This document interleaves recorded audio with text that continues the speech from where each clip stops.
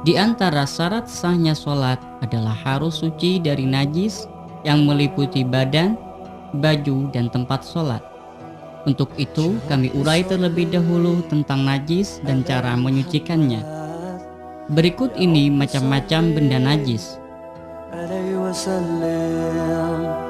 Ya Rabbi salli ala Muhammad, Ya Rabbi salli alaihi wasallam. Anjing dan babi tergolong najis berat atau disebut najis mughalladhah. Seumpama ada kotoran anjing di lantai, maka cara menyucikannya harus dicuci sebanyak 7 kali, yang salah satunya dicampur dengan debu.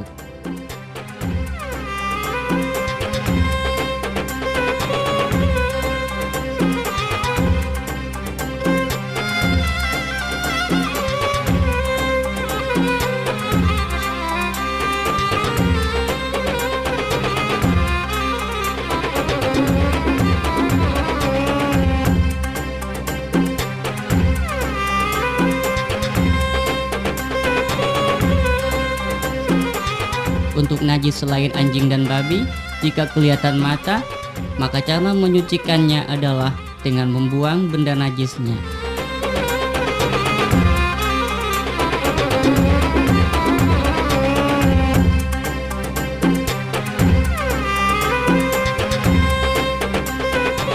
Kemudian menghilangkan bau, rasa, dan warnanya.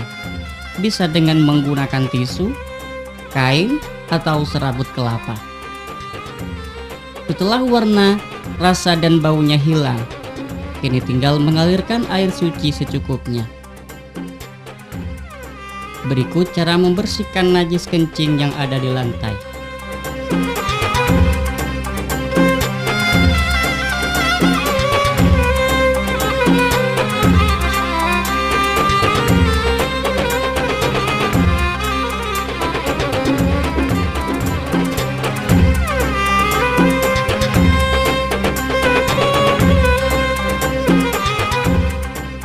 Seumpama najis tersebut terdapat di pakaian, sedang kita tidak ingin mencucinya, maka bisa dengan membersihkan bagian yang terkena najis saja, sampai benda dan sifat-sifat najisnya hilang.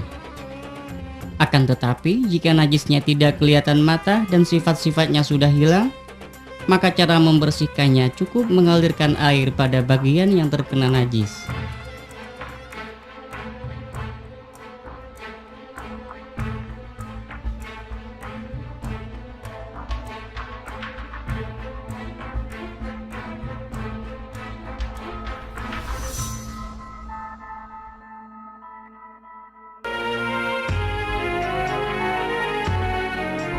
Ada 2 kategori hadas, yaitu hadas kecil dan hadas besar.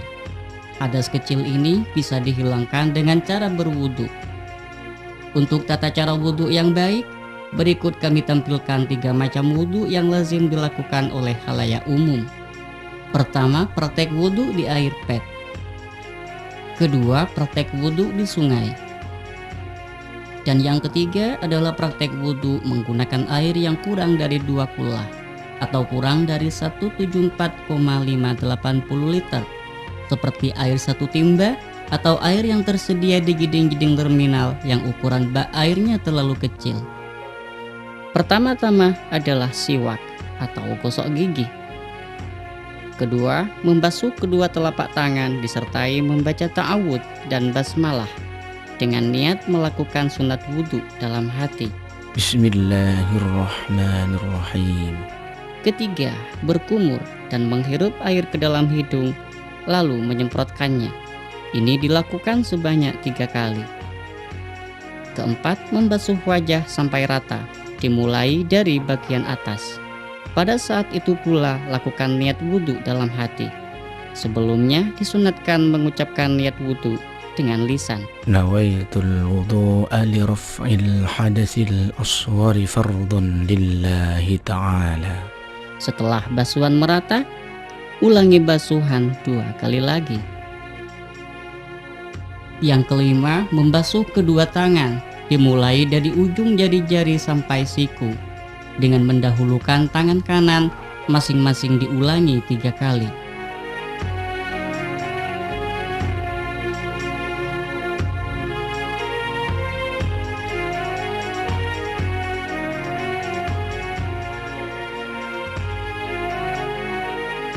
Keenam, mengusap sebagian kepala, paling sedikitnya sehelai rambut, sebanyak 3 kali. Namun yang baik dengan cara mempertemukan jari telunjuk dan ibu jari berada pada pelipis, lalu mengusapkan jari-jari tangan dari bagian depan sampai belakang kepala dan dikembalikan lagi ke depan. Ketujuh, mengusap kedua telinga sebanyak 3 kali, yaitu dengan memutarkan ujung jari telunjuk pada lipatan telinga bagian dalam hingga lubang telinga, lalu memutar ibu jari pada luar daun telinga. Boleh kedua telinga diusap secara bersamaan, ulangi sebanyak 3 kali. Kemudian lakukan istidhar dengan cara menempelkan telapak tangan ke telinga. Kedelapan, membasuh kedua telapak kaki sampai bagian atas mata kaki, dimulai dari ujung jari-jari kaki kanan sebanyak 3 kali. Setelah membasuh, disunatkan menyelat-nyelati jari-jari kaki dengan jari kelingking tangan kiri, dimulai dari jari kelingking kaki kanan dan diakhiri kelingking kaki kiri.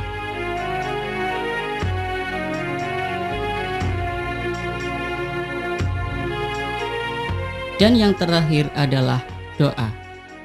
أشهد أن لا إله إلا الله وحده لا شريك له وأشهد أن محمدا عبده ورسوله اللهم اجعلني من التوابين واجعلني من المتطهرين واجعلني من عبادك الصالحين سبحانك اللهم وبحمدك أشهد أن لا إله إلا أنت أستغفرك وأتوب إليك.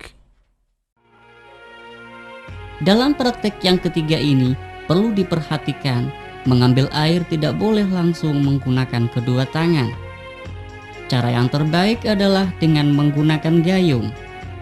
Hal itu untuk menjaga kemurnian sisa air sehingga tidak menjadi mustakmal disebabkan bercampur dengan air yang sudah digunakan membasuh anggota wudhu.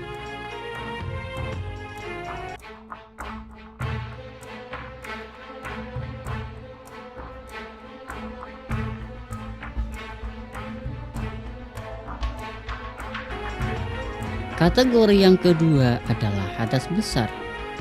Hadas besar bisa dihilangkan dengan cara mandi seluruh badan. Adapun caranya, sebelum mandi harus menghilangkan terlebih dahulu sesuatu apapun yang dapat menghalangi sampainya air ke permukaan kulit, seperti cat, kotoran di bawah kuku, dan lain sebagainya. Kalau terdapat benda najis di bagian tubuh, maka harus dibersihkan terlebih dahulu. Disunatkan sebelum mandi melakukan wudhu terlebih dahulu. Setelah berwudhu, secara perlahan siramkan air ke bagian atas kepala, bersamaan dengan niat di dalam hati. Nawaitul ghusla li raf'il hadathil akbari fardhan lillahi ta'ala. Bagi wanita haid, niat mandinya adalah Nawaitul ghusla li raf'il hadathil haidhi fardhan lillahi ta'ala. Dan bagi wanita nifas, niat mandinya adalah sebagai berikut. Nawaitul ghusla li raf'i hadathin nifasi fardhan lillahi ta'ala. Lalu menyiramkan air ke tubuh bagian kanan, kemudian yang kiri. Setelah itu meratakan air ke seluruh tubuh seperti rambut, pusar, dan sela-sela lepatan anus. Bagi perempuan wajib membasuh bagian luar alat kelaminnya yang sekiranya tampak ketika duduk.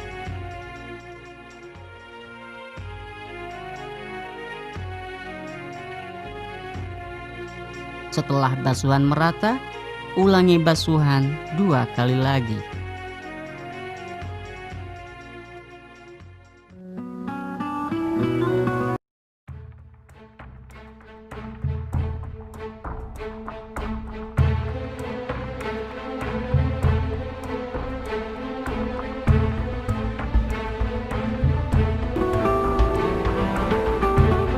Alternatif lain, jika tidak menemukan air atau berhalangan menggunakannya, maka bisa bersuci dengan melakukan tayamum, sebab tayamum dapat menjadi pengganti dari wudhu atau mandi.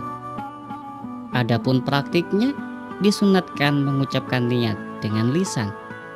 Nawaitu tayammuma listibahati sholatil mafrudati lillahi ta'ala.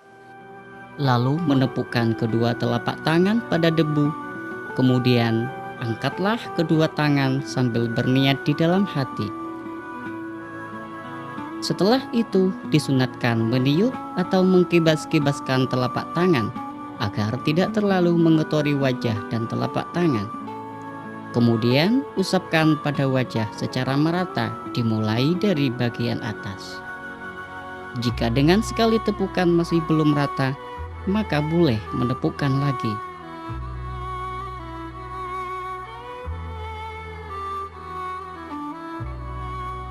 Setelah mengusap wajah, kibaskan terlebih dahulu kedua telapak tangan agar bersih dari sisa-sisa debu yang telah digunakan mengusap wajah. Kemudian lakukan tepukan untuk kedua kalinya. Pada selain debu, tepukan pertama. Usaplah tangan kanan dari ujung jari-jari sampai siku dengan menggunakan tangan kiri.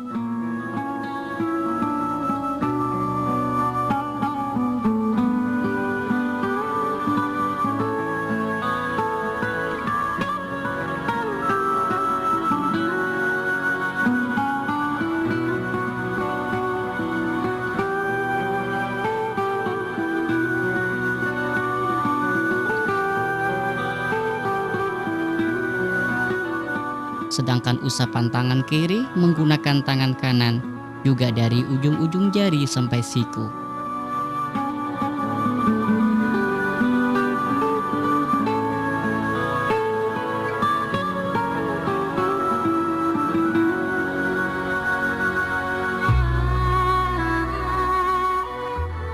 Setelah selesai, bacalah doa sebagaimana berwudu.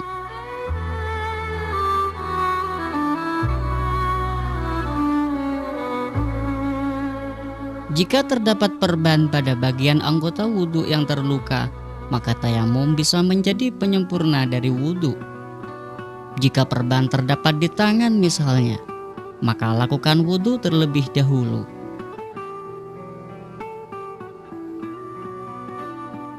Ketika sampai pada bagian anggota tubuh yang terluka, usaplah perban dengan tangan yang sudah dibasahi.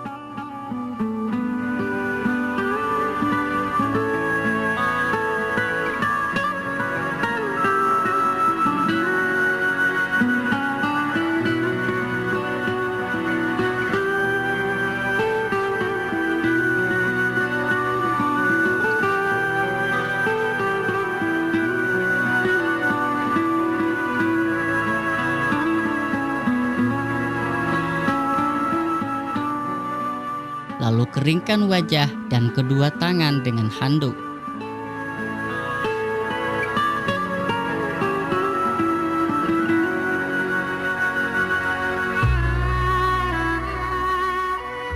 Kemudian lakukan tayamum dengan sempurna.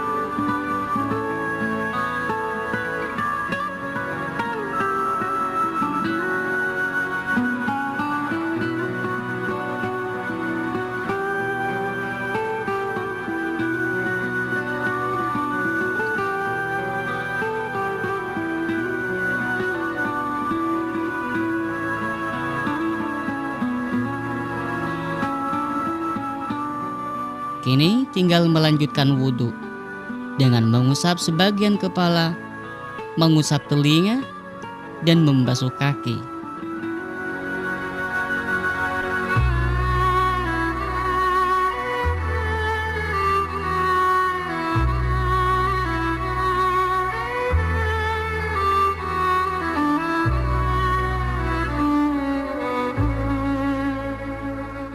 Jika yang diperban pada bagian kaki, setelah tiba waktu membasuh kaki atau setelah mengusap kedua telinga, lakukanlah tayamum. Setelah mengusap perban dengan air, ratakan air dengan membasuh kaki yang sehat. Begitu juga di sela-sela pinggir perban.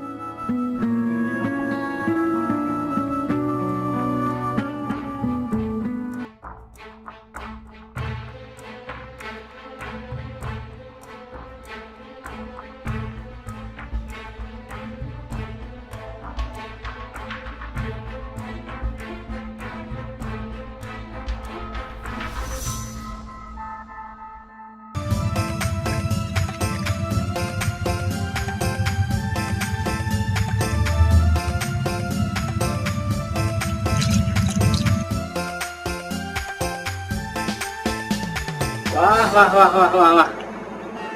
Bukan begitu caranya. Kalau caranya begitu, kau telah melakukan 3 kesalahan. Yang pertama, cara dudukmu salah. Kalau duduk begitu, bisa terkena percikan air. Yang kedua, kau menciduk air padahal airnya sedikit, dan itu mustahmal.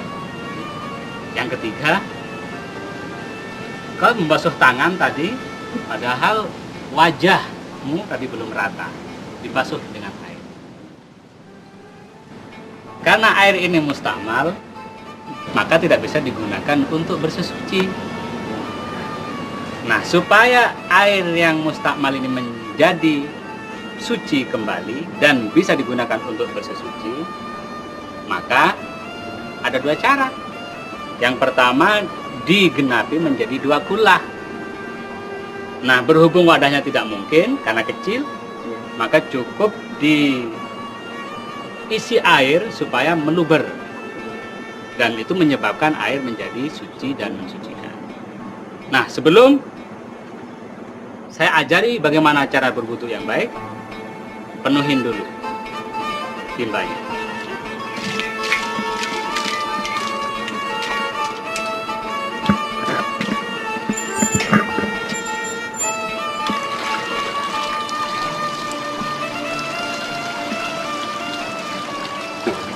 Cukup. Sekarang air ini sudah suci mensucikan karena sudah meluber tadi. Nah, sekarang saya akan mengajari Alfan bagaimana caranya berwudu yang baik.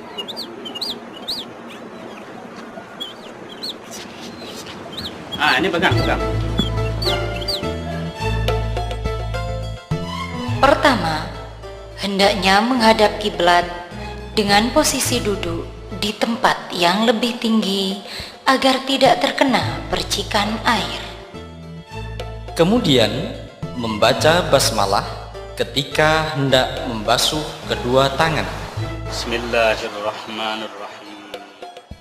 Setelah itu, membasuh kedua tangan sampai pergelangan. Lalu, niat berwudu. Niat wudu dipertahankan dalam ingatan sampai saat membasuh wajah. Nawaitul wudu'a li raf'il hadasil asghar lillahi ta'ala. Kemudian berkumur-kumur dan menghirup air. Hal ini diulangi 3 kali. Setiap cidukan digunakan berkumur sekaligus menghirup air secara bergantian. Setelah itu, membasuh wajah. Dimulai dari tempat tumbuhnya rambut sampai kedua tulang dagu. Dari telinga kanan sampai telinga kiri. Hal ini diulangi 3 kali.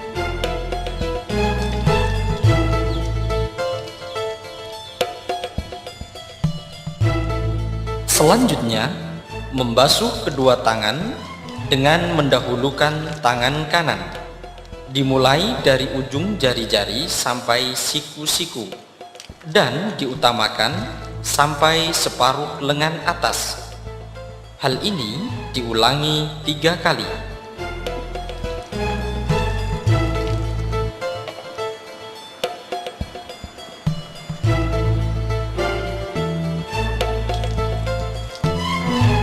Setelah itu, sunnah tasbik atau menjalin kedua tangan.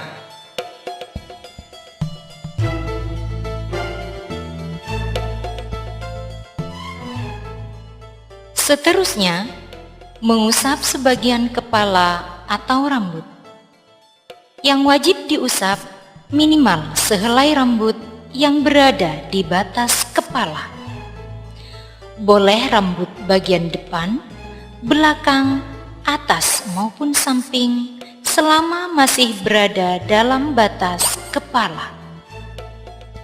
Oleh karena itu, tidak boleh mengusap ujung rambut yang terurai di luar batas kepala. Dalam mengusap kepala, disunahkan mengusap seluruh kepala.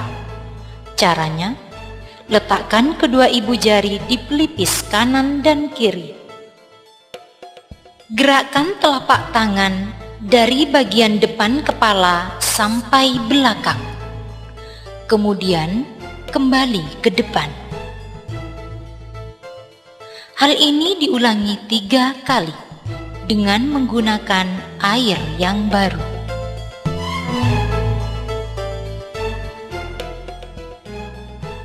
Setelah itu, disunnahkan mengusap kedua telinga, baik luar maupun dalam. Cara yang utama, jari telunjuk dimasukkan ke dalam lubang telinga, sedangkan ibu jari ditempelkan pada daun telinga bagian luar. Kemudian, ibu jari dijalankan sampai daun telinga bagian atas.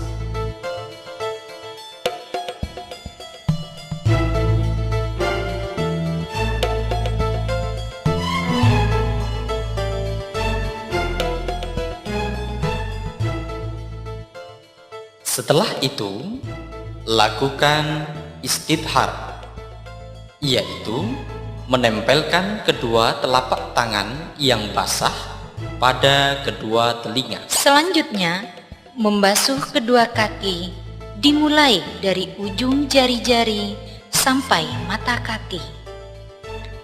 Disunahkan membasuh sampai separuh betis. Wajib juga membasuh bagian yang berlubang atau pecah-pecah jika terlihat. Hal ini diulangi 3 kali. Setelah itu, disunahkan menyelat-nyelati jari-jari kaki dengan menggunakan jari kelingking tangan kiri. Hal ini dilakukan pada bagian bawah kaki dimulai dari kelingking kaki kanan dan berakhir pada kelingking kaki kiri. Pekerjaan-pekerjaan wudhu tadi tidak semuanya wajib. Yang wajib hanya niat yang dibersamakan dengan basuhan pertama pada wajah. Kedua, membasuh wajah. Ketiga, membasuh kedua tangan sampai siku-siku.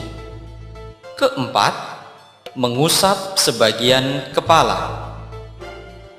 Kelima, membasuh kedua kaki sampai mata kaki.